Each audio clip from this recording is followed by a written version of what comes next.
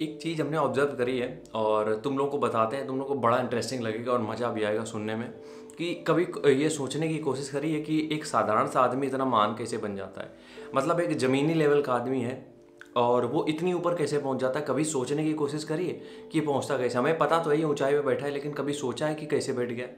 कुछ कुछ चीज़ें हैं जो हमने जितने भी ये जो ऊंचाई पे बैठे हैं इनको समझने की कोशिश करी तब पता चला है। सबसे पहली चीज़ यार ये है, इनका मिशन हमेशा से एक था, इनको करना हमेशा से एक ही काम था। इनके पास कोई 6 प्रोजेक्ट नहीं थे, इनके पास कोई 6 प्लान नहीं थे।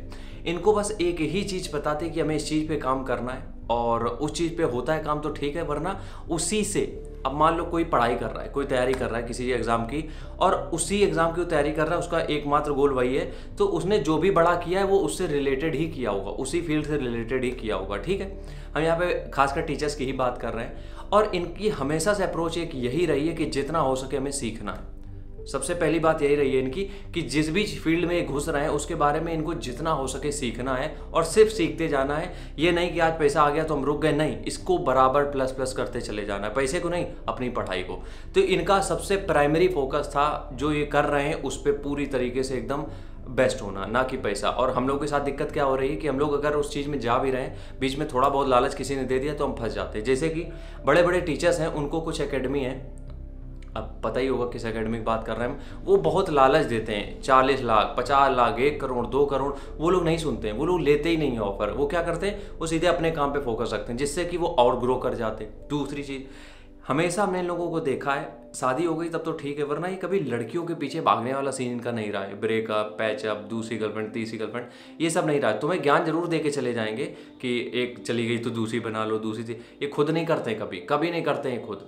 या तो शादी हो गई होगी या तो फिर वो उस फील्ड में ही नहीं होंगे, उस जोन में ही नहीं होंगे। क्यों? क्योंकि उनको पता है इस प्रोसेस में टाइम लगता है, ये गर्लफ्रेंड बॉयफ्रेंड पैचअप, इसमें टाइम लगता है, एनर्जी वेस्ट होती है। तो दूसरी चीज़ यही है, वो अगर किसी को महान बनना है तो इस सब जो ये जो चल रही ना आजकल सोसाइटी में चीज़ें, इनसे तुम्हें अलग होना पड़ेगा। अब ये तुम खुशी खुशी हो, दुखी दुखी हो, वो तुम्हारे ऊपर है।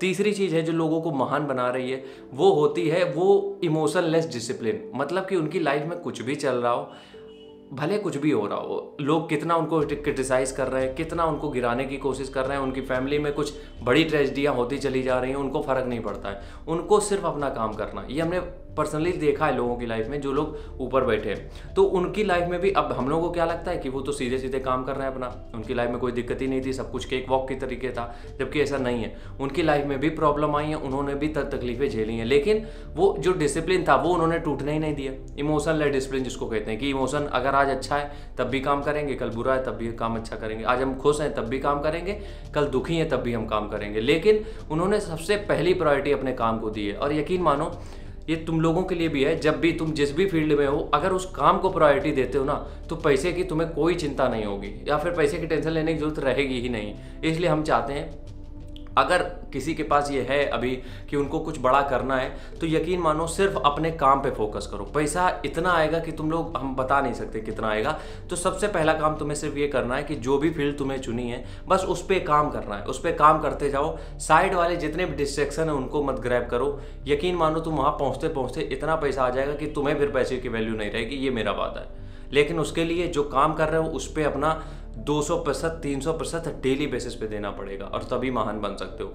फिर वो चाहे अडानी हो, चाहे मोदी हो, चाहे खान सर हो तुम्हारे, चाहे कोई भी बना रहे, उन्होंने सबने यही किया है। मिलते हैं नेक्स्ट वीडियो में, तब तक के लिए राम राम, जय हिंद।